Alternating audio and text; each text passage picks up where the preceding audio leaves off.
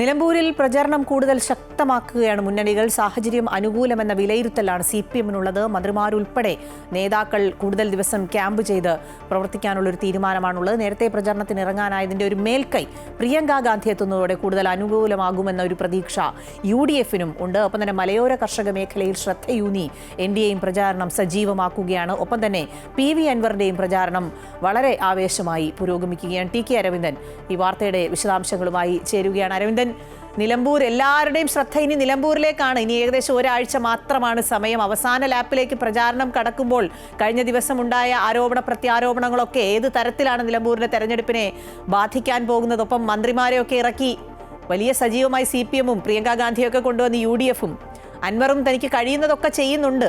NDAയും അങ്ങനെ തന്നെ.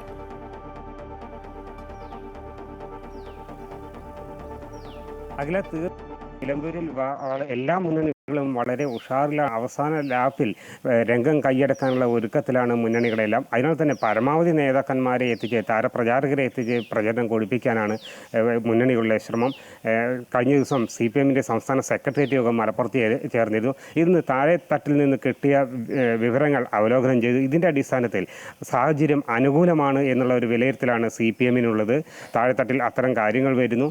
PV അൻവറിൻ്റെ സ്ഥാനാർത്ഥിയായത് UDF-നാണ് കൂടുതൽ ദോഷം ചെയ്യുക എന്നുള്ള ഒരു വിലയിരുത്തലാണ് CPM-നുള്ളത്. അതിനാൽ തന്നെ ഒന്ന് ആഞ്ഞു പിടിച്ച് നിലമ്പൂർ നിലനിർത്തുക എന്നുള്ള ശ്രമത്തിൽ തന്നെയാണ് CPM-ഉള്ളത്.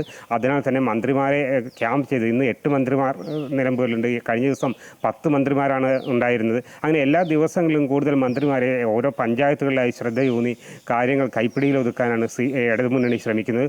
അതേസമയം UDF ആകട്ടെ നേരത്തെ തന്നെ സ്ഥാനാർത്ഥിയെ പ്രഖ്യാപിച്ച് പ്രചരണത്തിൽ ഇറങ്ങിയതിൻ്റെ ഒരു മേൽക്കൈ അവർക്കുണ്ട്. അത് മണ്ഡലത്തിൽ നിലനിൽക്കുന്നുണ്ട് എന്നാണ് അവർ വിശ്വസിക്കുന്നത്. അതിനാൽ തന്നെ പ്രിയങ്ക ഗാന്ധി ഉൾപ്പെടെയുള്ള നേതാക്കൾ വരും ദിവസങ്ങളിലെത്തും. 14-ാം തീയതിയാണ് പ്രിയങ്ക ഗാന്ധി എത്തുന്നത്. ഇതോടുകൂടി പ്രചരണമതിൻ്റെ ഏറ്റവും ഉയർന്ന തലത്തിലേക്ക് നീങ്ങും. അത് സാഹചര്യങ്ങളെ കൂടുതൽ അനുകൂലമാക്കുമെന്ന് UDF-ഉം പ്രതീക്ഷിക്കുന്നു. AICC general secretary KC Venugopal അടക്കമുള്ള ആളുകൾ നിലമ്പൂരിൽ എത്തുന്നുണ്ട്.